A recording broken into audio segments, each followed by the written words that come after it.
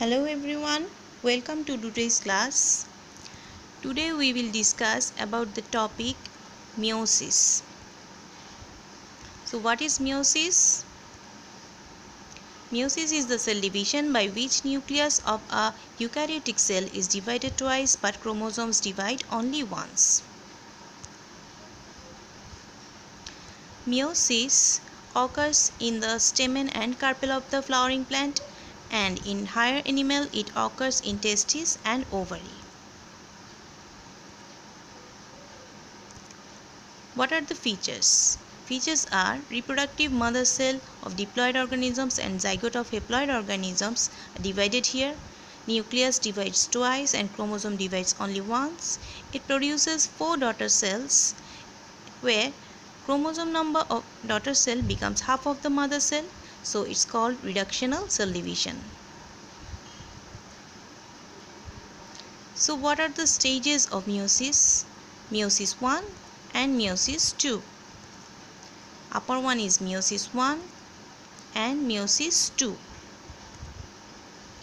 In meiosis 1, chromosomes become half of the mother cell. So you can look at the picture. The daughter cell is having n number of chromosomes, that is half of the mother cell, and here crossing over between the homologous chromosomes is occurring. In meiosis 2, you can see same as mitosis, cells are divided into 2 daughter cells.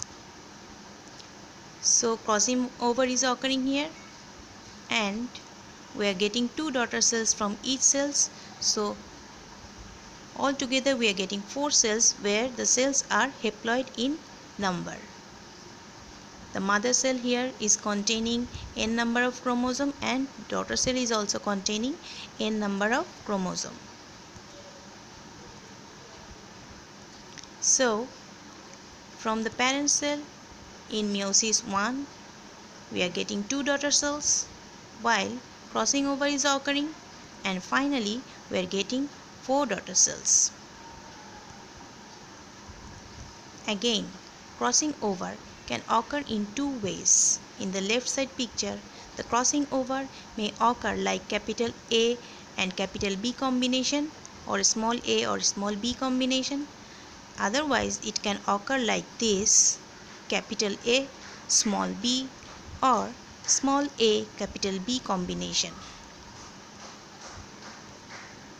Next is significance of meiosis.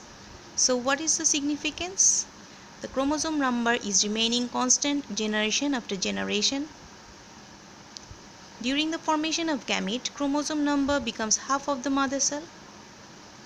So when these gamete cells are uniting to form zygote, it becomes same as the chromosome number of the original parent cell of the species. So next is diploid fertilized egg, as you can see in the picture. So who are the diploid organisms? Like the humans, who are having 46 chromosomes or 23 pairs. Chimpanzees, they have 48 chromosomes or 24 pairs. Goat has 60 chromosomes or 30 pairs. Goldfish has 94 chromosomes or 47 pairs. And Drosophila has 8 chromosomes or 4 pairs.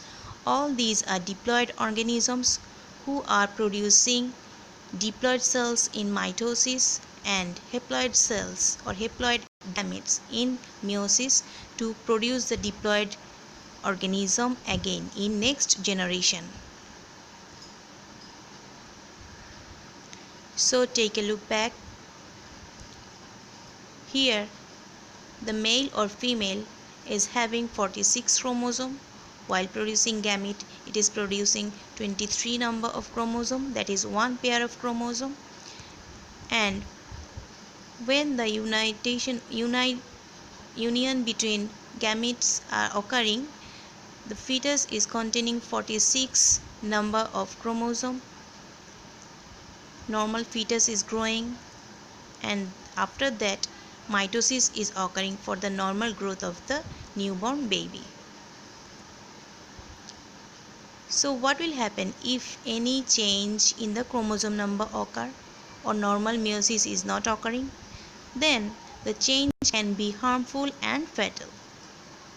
Growth, development and function of the body system will be hampered.